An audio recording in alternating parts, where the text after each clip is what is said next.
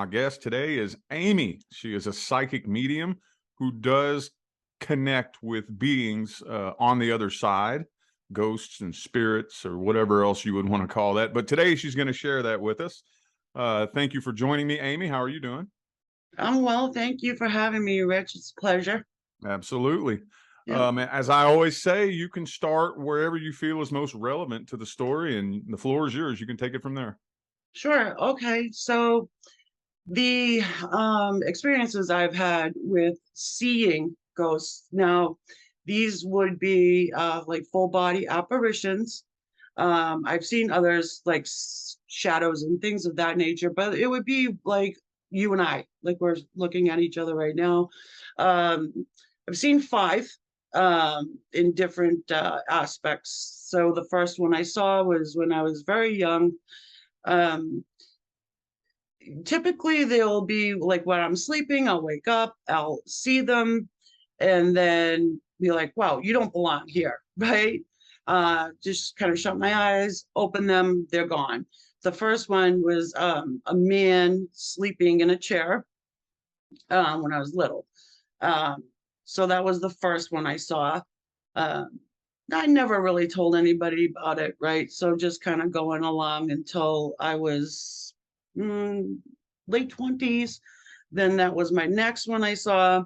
That one happened to be a little girl. Uh, she was so real that she looked exactly like my daughter, which it wasn't my daughter because I called her name a couple of times and like, yeah, that's not her. So I did I shut my eyes, I opened them, gone. All right, fine. Um, I really never put much thought to it, because I was on my spiritual path and maybe just thought that, that's why I'm seeing this. Then the next one was much different. It looked scary and did leave me with the feeling of fright. It was a go like a mist, I guess I want to say, but it was in the shape of this extremely creepy looking old lady, and actually had a green color to it. That scared the hell out of me. um, yeah, and the same thing though, I was able to really just, you know, shut my eyes, regroup, it was gone. But this one was kind of like coming down on top of me, like I felt like it was trying to like get me, so to speak. Then that, then that disappeared. I had no more activity in that house um until I moved. And then that was when I saw something very, very um profound. It was profound. It was scary. It actually gave me a feeling of, it was a very hateful feeling. Um, so I'll explain. I woke up. It's always when I'm sleeping, and then I wake up like I've never slept. And I looked over to my side, and this thing came to me as a person that I knew, sitting in a chair. And it was hovering its hand over my stomach area. I distinctly knew that it could not touch me, it wasn't allowed to. So, okay, fine. I'm like, okay, I'm just going to use my old shut the eyes trick, right? Because I'm pretty used to this by now, okay? The weird thing was that it came to me as a person that I knew. Um, I did that. It didn't move. It didn't go anywhere, but it took its hand from my stomach and it was sitting in a chair, but the chair wasn't real. So it was like a manifested chair as well. It was weird. And it like crossed its arms like angrily, like how dare you try and get rid of me type of a thing. Um, so of course that, freaks you out when you can't get rid of it, right? Then it stood up. It stood up and it was at the foot of my bed, and it turned from person I knew to this cloaked figure, and it was black. Um, and it started like swaying back and forth, and hissing at me. Um, I it was the I think it was the feeling of that hatred.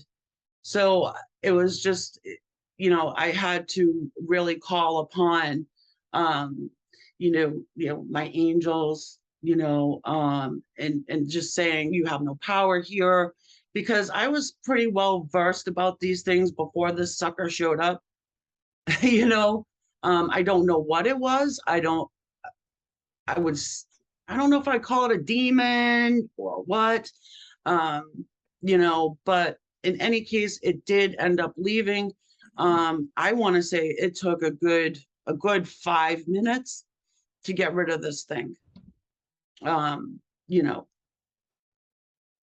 that after, well, and I did see my cousin too, by the way. I kind of skipped over my cousin in this whole thing. And I saw him, he passed, and obviously he passed, but he was just standing there, just like I could touch him. But I was so spooked that I screamed and just disappeared. So I've been seeing these apparitions. I call them apparitions. I don't typically like the word ghost for some reason. It doesn't sit well with me. I feel like it's kind of maybe a disrespect thing. I don't know. But that's what I call them. And I feel like they're all different, you know, so it's kind of individual ghosts, I guess you want to say, apparitions. Yeah. So Did all this stuff start happening before you started doing mediumship, or? oh yes, the first one I saw was when I want to say I was about 7. No. Yeah. um that's when it first started, but we had things like that, things would be moving in the house, and it'd be like, oh, that's Gus, no big deal, so everybody wasn't like all creeped out and scared, really. The only time I got scared was towards the end, like I said. um and I was doing medium readings at that time, and looking back, hindsight, maybe I wasn't doing enough protection, and maybe that just was like that opening that whoever they needed. I would say it was the dark, Mhm. probably trying to scare me out Yeah. of doing what I was supposed to be doing, That's what you my next know? question was going to be, is if you thought that might be what it is. That's the first thing that came to my mind. Yeah, yeah. 100%. Yeah, I do. It didn't work. It only kind of made me say, you know what? It's solidified, this is what I'm supposed to be doing, or else whoever they are, the dark, whatever you want to put to it, that's why, probably tried to stop me. Now, this whole hand thing over my stomach, I have no idea what that was all about, you know. Um, what that is, I'm not even, maybe it was just the scare tactic. Um, but yeah, Maybe I it was do trying to kind of find a way in, possibly. maybe because that's one of the things. The first thing I thought of is this thing cannot touch me. It was like, it was weird because I could feel its emotion almost. And that's what was intriguing to me as well, is that I could feel its emotion. And before I couldn't do that, with the other ones. They would like give me an expression, um, but to actually feel that um frustration, right? So yeah, maybe it was trying to get in there, but it didn't work. I know it didn't work. I'm So wondering, maybe when it first started happening to you when you were younger, if that was like a way of trying to push you in the direction of doing mediumship. I would agree with that. I did have something else. that happened after I saw the initial guy there when I was 7. And I'm saying 7, I don't exactly know how old I was. Right after that, I had woken up and I had a wound in the top of my mouth. Um, you know, in the top of it. So I didn't bite my mouth, my side or my cheek or whatever. But you know how like if you do that, your tongue always wants to go to that spot. Yeah. And my tongue kept going up there. I'm like, what? Okay, whatever. It didn't hurt anything, but it was a hole. It was a circle.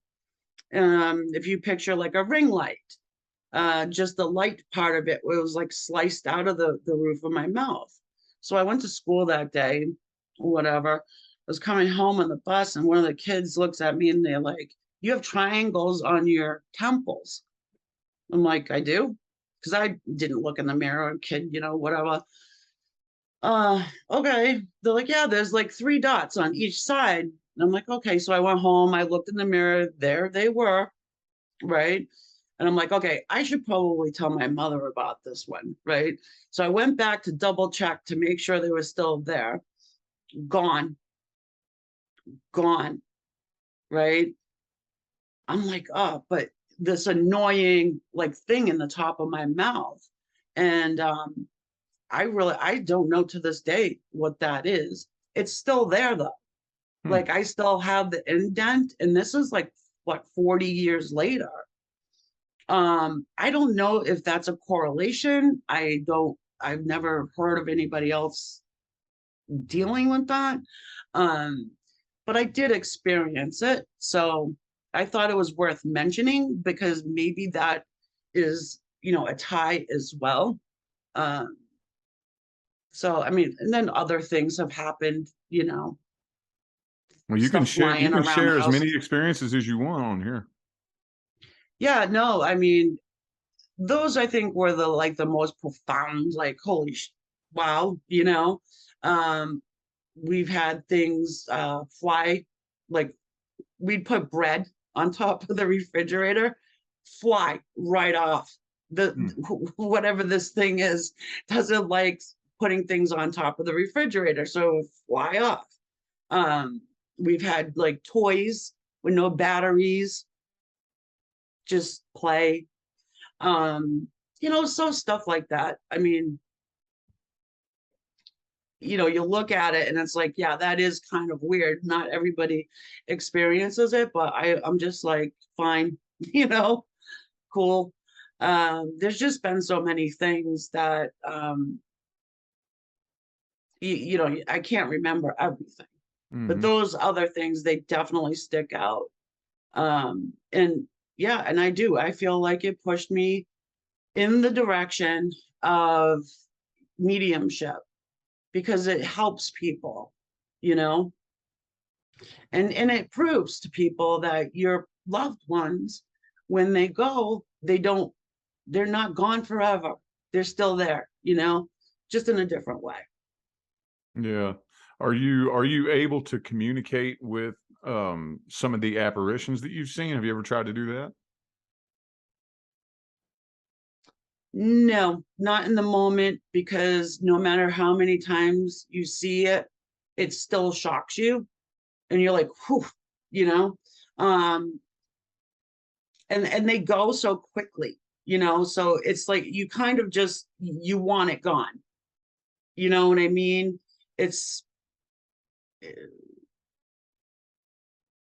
I guess it's a natural reaction to be like, don't go, you know. It's scary because they don't show up, invited. You know what I mean? Hmm. Um, I've had in the dream state, you can do that.